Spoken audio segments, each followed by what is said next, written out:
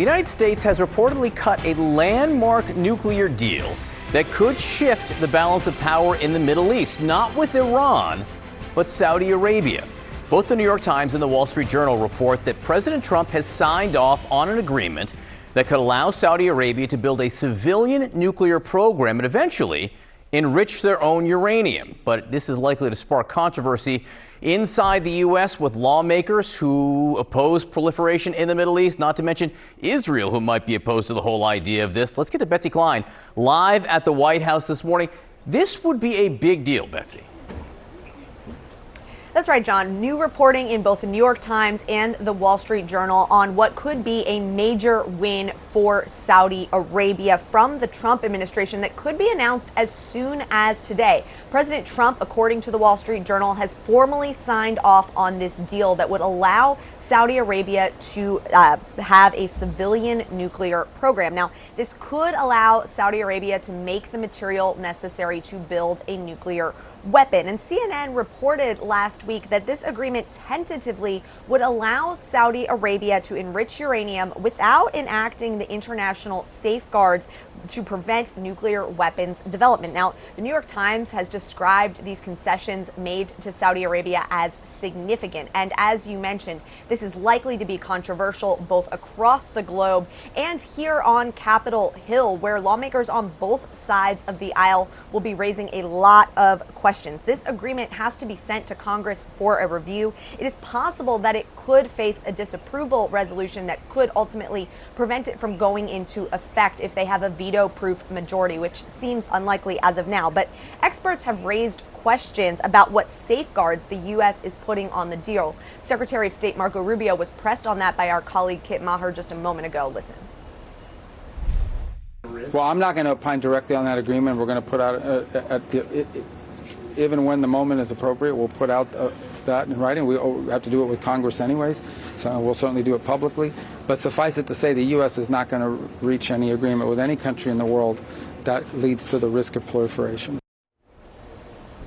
Now, this agreement, according to the Wall Street Journal, would last 30 years and provide tens of billions of dollars to U.S. companies that could help shore up Saudi Arabia's nuclear infrastructure. Now, this deal really bolsters U.S.-Saudi relations after some strain due to President Trump's war with Iran, but it really underscores how the Trump administration has taken steps to shore up this key alliance, John.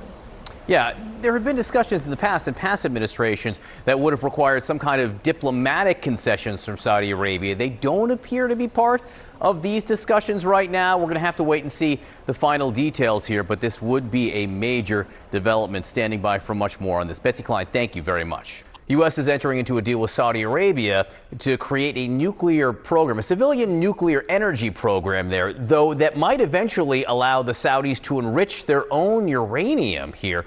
Why is that such a big deal? Now, this is a deal that was discussed in the Biden administration. It's been in the works. It's something that Saudi Arabia has wanted for a long time. And when you look at the energy situation that Saudi Arabia and other Gulf countries are facing, eventually the oil will run out and they need different capabilities. So on one hand, it's a way for the U.S. and Saudi Arabia to increase their business ties, especially at a time when, the U.S. is asking a lot of Saudi Arabia in terms of being under fire from Iran, especially with this new pressure from the Houthis. On the other hand, it opens the gateway. A civilian nuclear program gives a country all of the capabilities it needs, so it's not a big leap to get to nuclear weapons. And that's going to be a concern for people who are worried about the whole area running away with, arming with nuclear weapons because of the threat of Iran. You came out opposed to selling F-35s to Turkey, and the grounds you stated at the time were because of security concerns in the region and also because of some of Turkey's foreign policy positions toward Israel.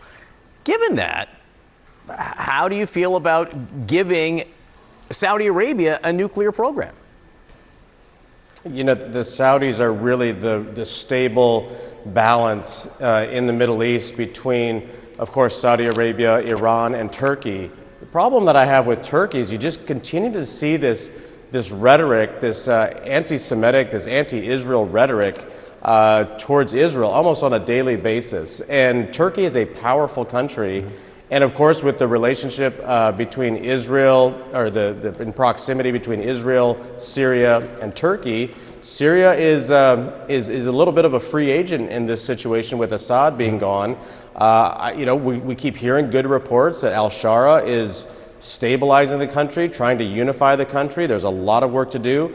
But I just think if Turkey has the F-35, which is our most sophisticated aircraft, it gives them the ability, not just also to their south, but also it would affect Greece as well. They've got conflicts with Greece. So I think Saudi Arabia really would be the balance, could be a balancing mechanism here to keep everything a little bit in line there.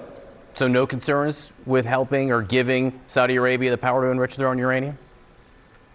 Not my initial reaction. I, of course, want to hear more intelligence. I've visited Saudi Arabia. They've come a long way from where they were before.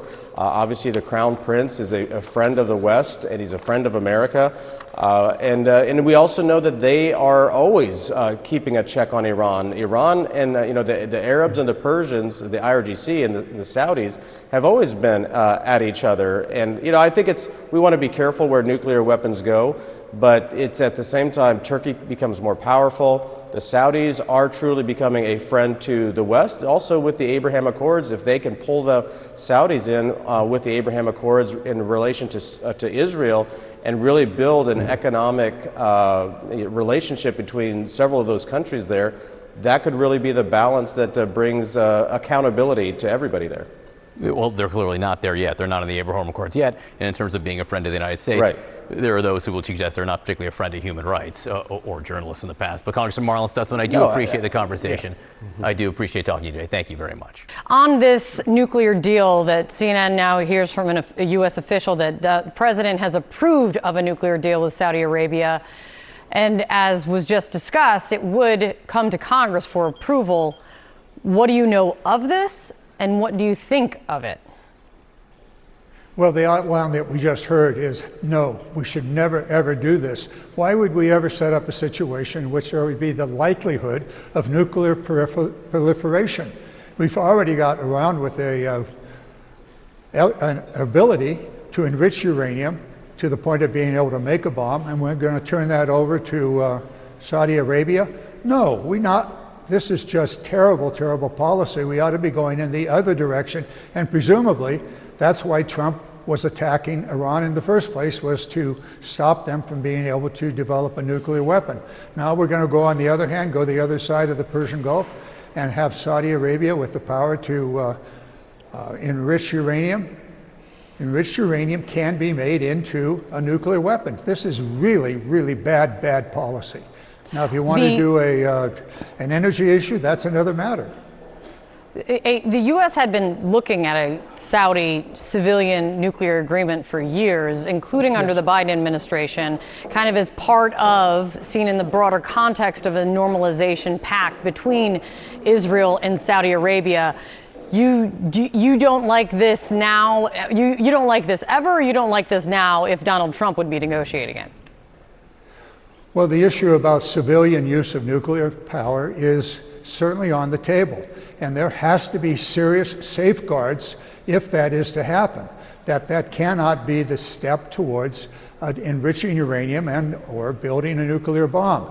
We cannot put a situation into the Persian Gulf, in addition to Iran, that would create another country with the ability to enrich uranium and put them on the road to developing a nuclear weapon. This is just really bad step. Now, civilian nuclear is another matter, but there you have to have very, very tight controls. And we've done that in other countries. We would provide the fuel, and we would be taking the spent fuel out of that area.